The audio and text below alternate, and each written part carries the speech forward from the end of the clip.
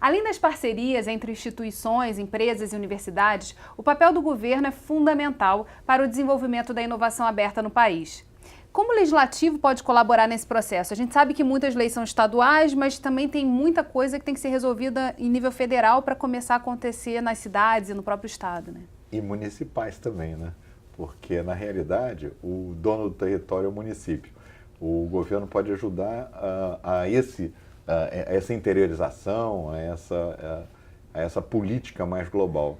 Eu acredito que nessa área social, como a gente estava falando, o governo tem um papel fundamental. E se nós somos um grande laboratório para desenvolver produtos sociais, nós temos que nos apropriar disso para podermos sermos pioneiros mundiais nessa área.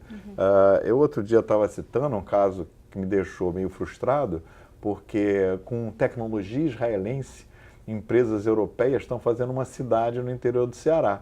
Quer dizer, poxa, será que a gente precisa ir com uma inovação social? Eles estão fazendo propósito de inovação social. Eu acho que a gente poderia fazer isso no Rio de Janeiro, usando o conhecimento que nós temos. Com certeza. Dentro das universidades, dos institutos, resolvendo efetivamente os problemas que nós temos sociais. Agora, na tem cidade. Um ponto interessante que é o seguinte: a inovação ela acontece independentemente de um controle ou de uma participação direta do consciente do Estado ou da própria universidade.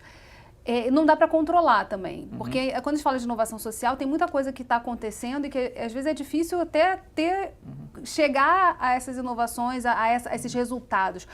Como é que a gente também consegue montar um painel e começar também a conhecer melhor, a fazer com que essas inovações cheguem a quem está tomando a decisão e para que ele possa fazer uso, né, de tudo que está sendo criado aí? Talvez o caminho seja, de fato, a observação mais próxima dos legisladores, dos governantes, da estrutura de governo, da realidade que a gente tem no nosso estado, na nossa cidade, né? Quer dizer, muitas vezes até há um lapso muito grande da própria comunicação entre entes de governo dentro de uma mesma esfera que poderiam estar colaborando para a promoção da inovação, para a promoção principalmente de resultados para a nossa sociedade.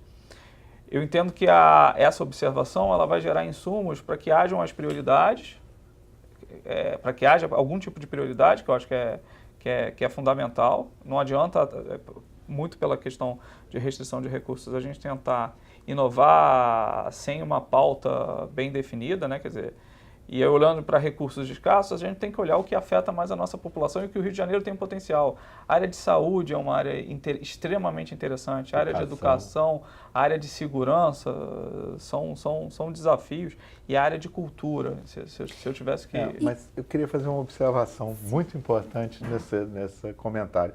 Eu acho que além disso, que está perfeita essa análise, eu acho que nós temos que conseguir tirar o conhecimento da universidade para resolver esses problemas.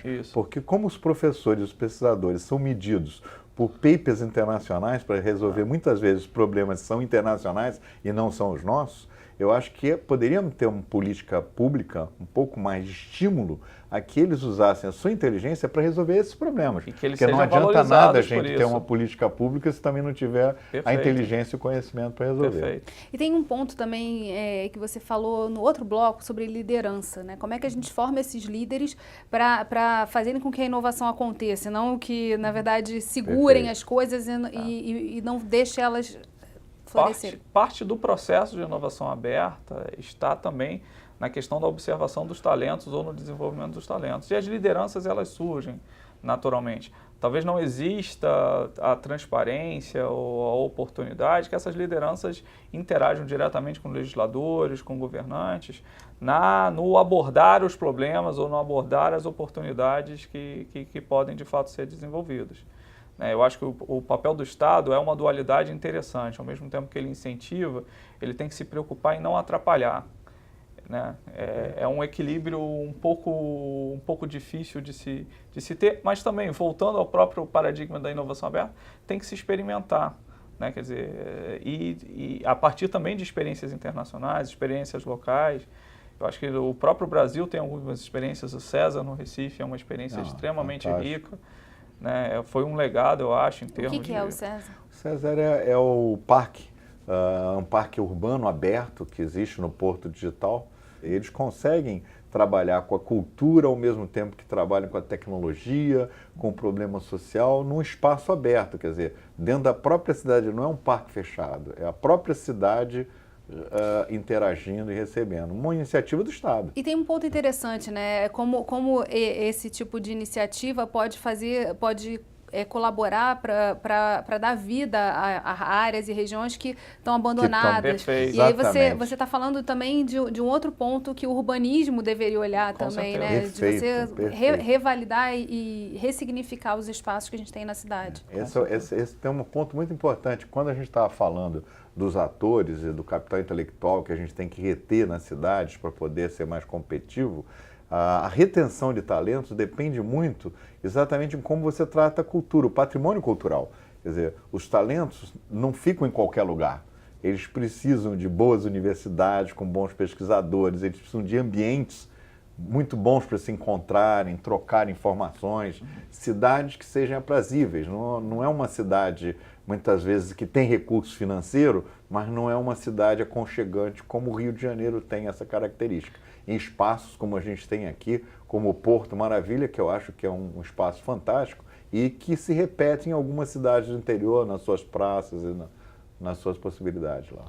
E é importante, talvez só complementando também, uma visão que é a mudança de gerações, né? Quer dizer, existe uma geração nova, existem várias gerações que comungam o mesmo momento. Ninguém aborda isso de maneira clara, no sentido de entender o quanto que as próprias políticas públicas, os próprios meios de incentivo estão distantes da geração que quer fazer, Perfeito. que quer experimentar, mas muitas vezes ela enfrenta a burocracia, ela enfrenta as próprias empresas, mas elas têm talvez um porte para lidar com essa situação. E, enfim, a minha esperança é que de fato a gente em algum dia consiga eliminar parte desses entraves, definir políticas de incentivo que possam, de fato, trazer resultados importantes e, principalmente, resultados para a nossa sociedade. Né? E com esses ambientes, porque esse jovem que ele está citando, ele já não aceita mais aquele ambiente antigo. Então, se a gente quer reter alguém, capital intelectual, no interior principalmente, o que a gente precisa, já que a gente citou o Porto Digital lá de Pernambuco, eles fizeram uma extensão do Porto Digital em Caruaru, que é uma cidade lá no interior de Pernambuco, e que é uma cidade que hoje os jovens têm um espaço que é um espaço que parece a Google. Então, o jovem que está fazendo um curso técnico como universidade encontram ali um ambiente fantástico de convivência com laboratórios de Fab Labs e são space makers onde eles podem ficar exatamente fazendo experiências, criando suas próprias coisas, sem precisar sair de Caruaru para ir para Recife, que é o que acontece nas outras cidades. O Rio tem que fazer isso. Criar arenas, né? Isso, e arenas de inovação, de inovação aberta, onde você possa eventualmente trazer os polos e indústrias locais que vão fomentar não só o desenvolvimento próprio, mas uma cadeia local de fornecimento. Isso é fundamental. Perfeito. Gente, o papo está maravilhoso, mas infelizmente o programa é curto, está acabando já. Obrigada, Aranha, obrigada, Gustavo, e obrigada a você, telespectador, que acompanha a nossa programação. A gente se vê no próximo programa. Aproveita e segue a gente nas redes sociais, Facebook, Instagram e Twitter. Você também pode enviar suas sugestões e opiniões para rioinfoco@lerj.rj.gov.br ou para o nosso WhatsApp 21 98890 4709. TV Alerj, o canal do povo fluminense. Até a próxima.